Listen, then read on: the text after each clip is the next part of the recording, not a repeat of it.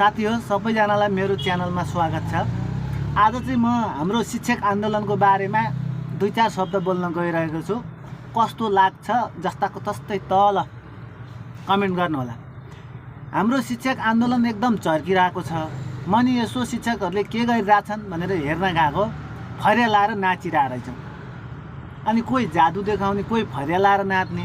हाम्रो 12 को इक्जाम आइसकेछ साथीहरूको। यसै गरी नै हाम्रो देशको शिक्षा अगाडि बढ्ला त? के केपी ओलीलाई फरिया लाएर जादु देखाएर दबाब होला त? केपी ओलीले हाम्रो शिक्षकहरूको माग पुरा गर्ला नि त? तपाईहरुलाई के लाग्छ? फरिया लाउँदैमा, जादु देखाउँदैमा, नाच्दैमा भाइरल भएर चाहिँ टिकटकमा लाइभ बसेर युट्युबबाट भाइरल भएर चाहिँ पैसा कमाउने प्लान रहेछ यो शिक्षकहरूको। यसो बुझ्दाखेरि हाम्रो नेत्र भुषालले जस्तै एउटा कार, एउटा घर चाहिँ बनाउनु पर्ला भनेर शिक्षकहरू अगाडि बढिरहेका छन्। भाइरल हुने, काठमाडौँमा आएर नाच्ने, स्यालेरी आइहाल्छ। हामीले दुःख गरेर दिएको पसिनाको स्यालेरी खान पाएका छन्। त्यही भएर सबैजनाले अब शिक्षकहरूलाई काठमाडौँबाट लखाटेर गाउँ पुर्याउनु पर्यो।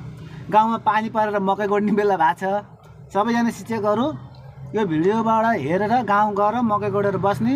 12 को परीक्षा आछ, राम्रोसँग परीक्षा सिद्धाएर अनि फेरि आन्दोलनमा आउने है त। धन्यवाद।